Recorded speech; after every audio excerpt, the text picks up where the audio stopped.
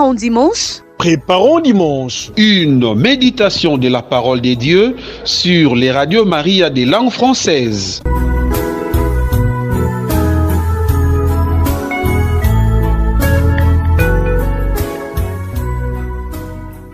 Bonjour et bienvenue à vous, amis auditeurs et auditrices de Radio Maria des langues françaises. Bienvenue à cette émission qui nous prépare à la fête de la Sainte Famille de Jésus, Marie et Joseph.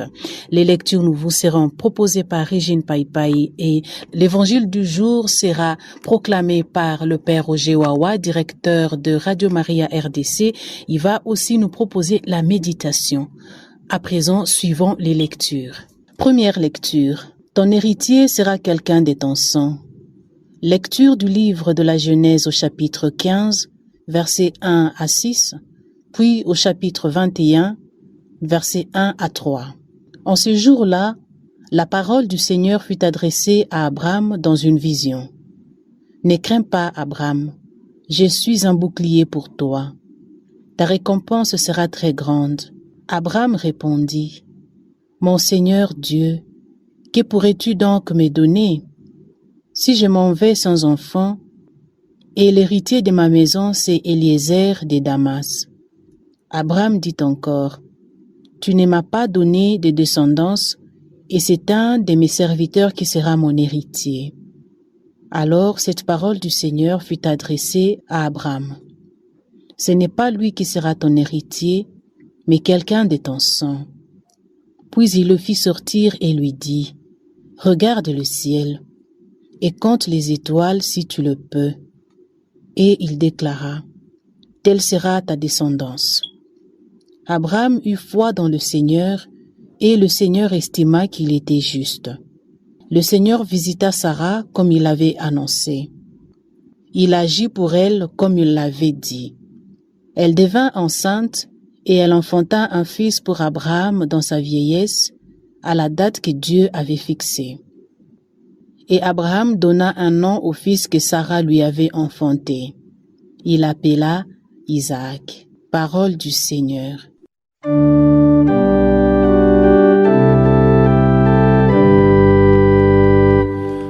Seigneur, c'est lui notre Dieu. Il s'est toujours souvenu de son alliance. Rendez grâce au Seigneur, proclamez son nom. Annoncez parmi les peuples ses hauts faits. Chantez et jouez pour lui. Redites sans fin ses merveilles. Glorifiez-vous de son nom très saint. Joie pour les cœurs qui cherchent Dieu. Cherchez le Seigneur et sa puissance. Recherchez sans trêve sa face. Le Seigneur, c'est lui notre Dieu. Il s'est toujours souvenu de son alliance. Souvenez-vous des merveilles qu'il a faites, de ses prodiges, des jugements qu'il prononça. Vous, la race d'Abraham, son serviteur, les fils de Jacob qu'il a choisis. Il s'est toujours souvenu de son alliance, parole édictée pour 1000 générations, promesse faite à Abraham, garantie par serment à Isaac. Le Seigneur, c'est lui notre Dieu. Il s'est toujours souvenu de son alliance.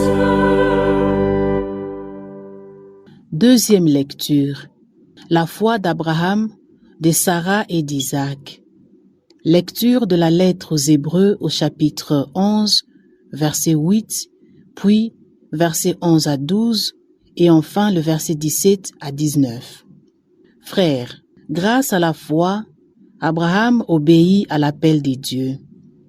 Il partit vers un pays qu'il devait recevoir en héritage et il partit sans savoir où il allait.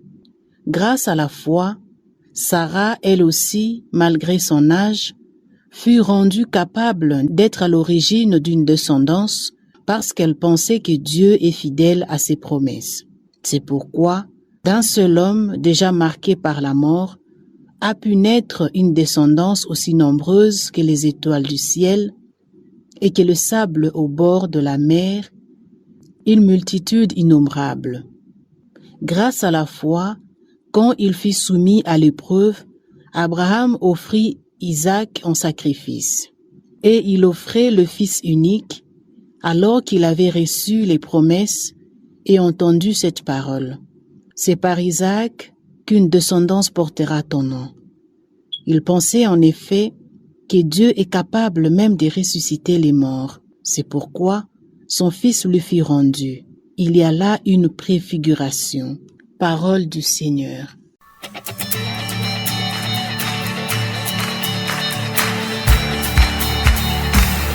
Ta parole est éternelle, alléluia, la bonne nouvelle, alléluia.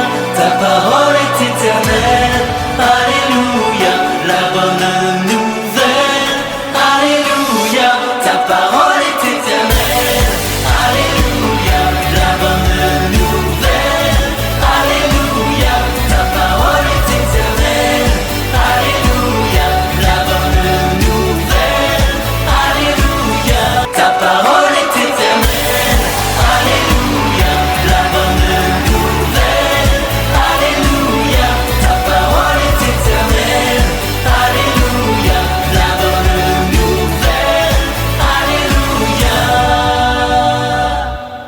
Le Seigneur soit avec vous et avec votre esprit. Évangile de Jésus-Christ selon saint Luc.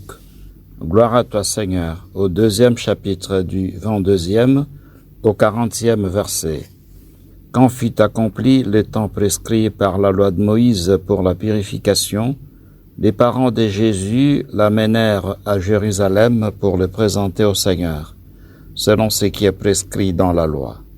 Tout premier-né de sexe masculin sera consacré au Seigneur.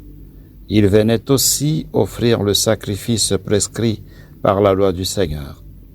Un couple de tourterelles ou de petites colombes. Or il y avait à Jérusalem un homme appelé Siméon. C'était un homme juste et religieux qui attendait la consolation d'Israël, et l'Esprit Saint était sur lui. Il avait reçu de l'Esprit Saint l'annonce qu'il ne verrait pas la mort avant d'avoir vu le Christ, le Messie du Seigneur.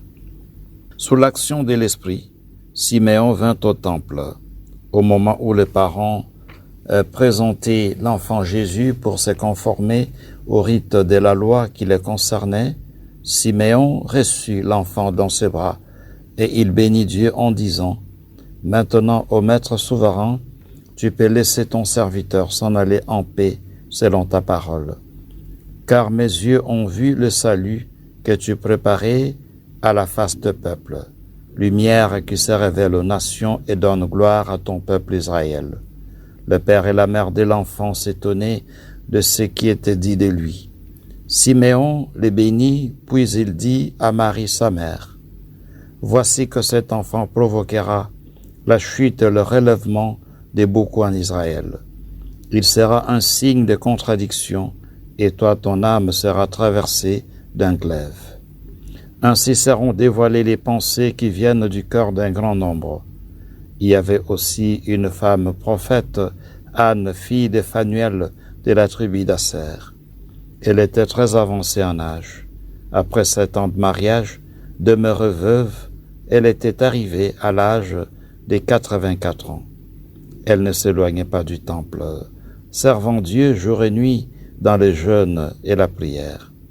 Survenant à cette heure même, elle proclamait les louanges de Dieu et parlait de l'enfant à tous ceux qui attendaient la délivrance de Jérusalem.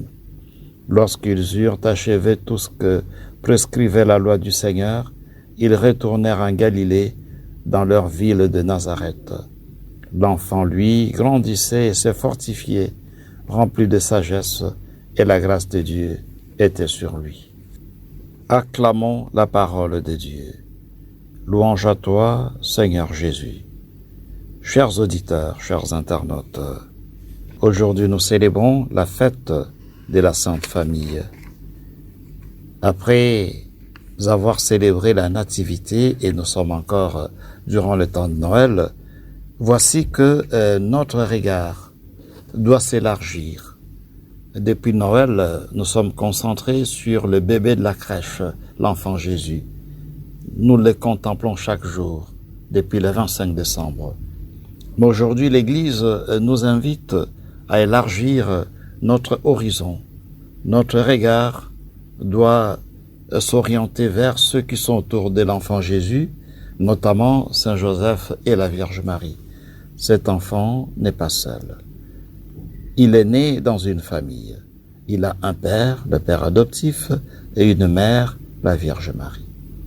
La fête de la Sainte Famille est une fête très importante aujourd'hui, en ce moment où l'institution mariage, première institution voulue par Dieu dans la Genèse, cette institution est menacée par des antivaleurs aujourd'hui.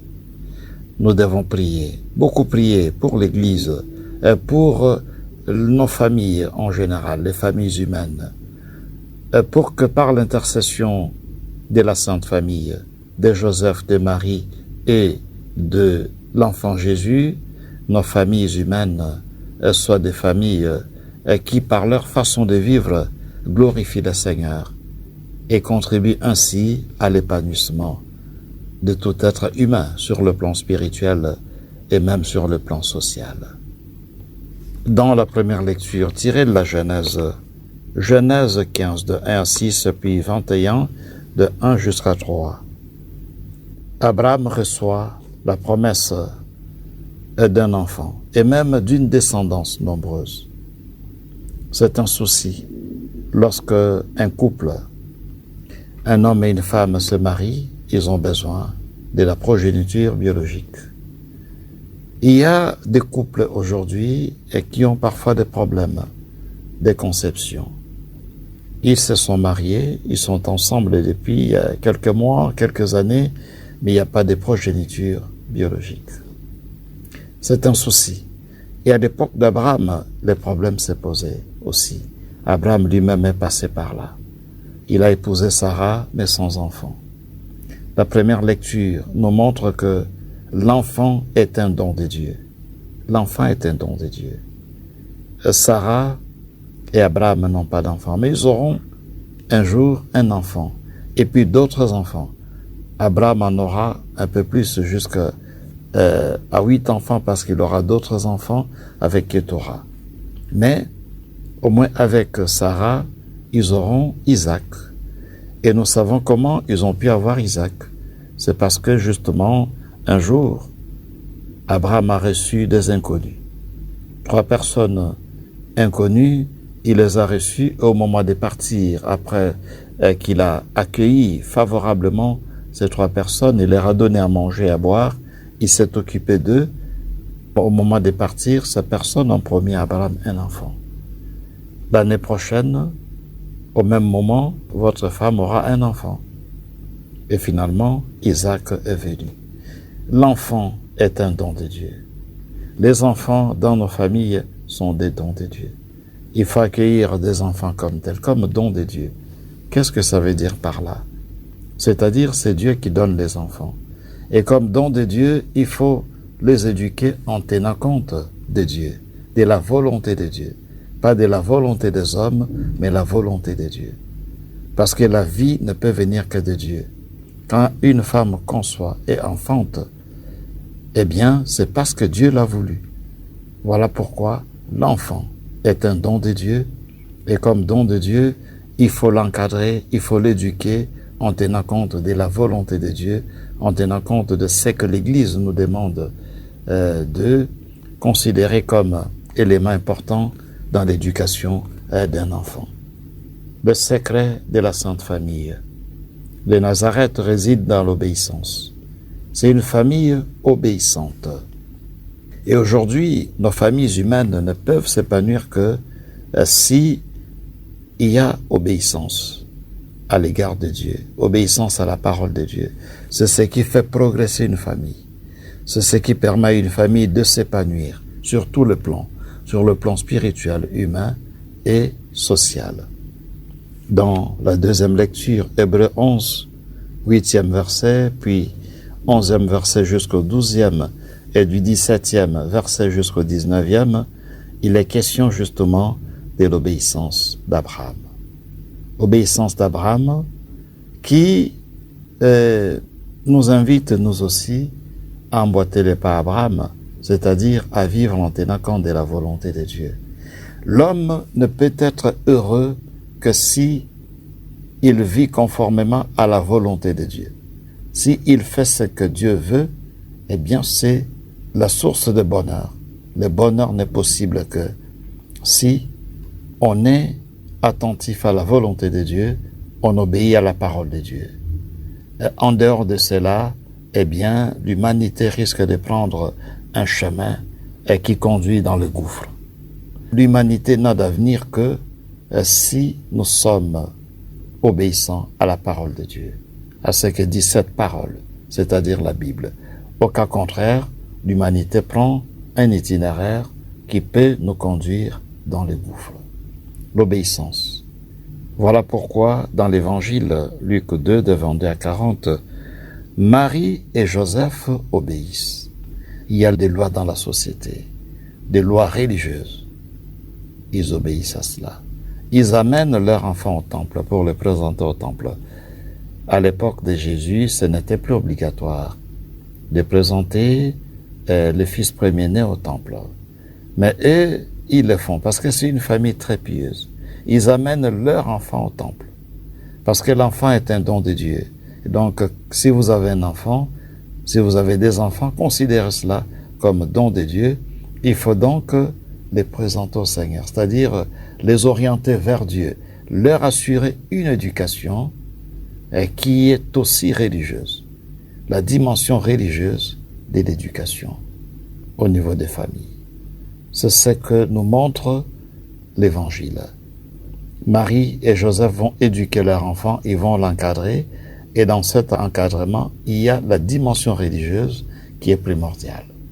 C'est pour cela qu'il l'amène au temple, pour le présenter au temple. Parce que l'enfant vient de Dieu, c'est un don de Dieu, il faut donc le consacrer au Seigneur, il faut le présenter au temple, le plus tôt possible d'ailleurs. Voilà pourquoi dans l'Église catholique, les baptêmes, l'enfant reçoit le baptême le plus tôt possible. Comme Jésus qui est présenté au temple le plus tôt possible, l'enfant reçoit le baptême le plus tôt possible et grandit avec cette grâce, la grâce de la délivrance issue du baptême. Pendant qu'ils étaient au temple, il y a deux personnages. Il y a Siméon et Anne. Et dans l'évangile de Luc, souvent c'est comme ça.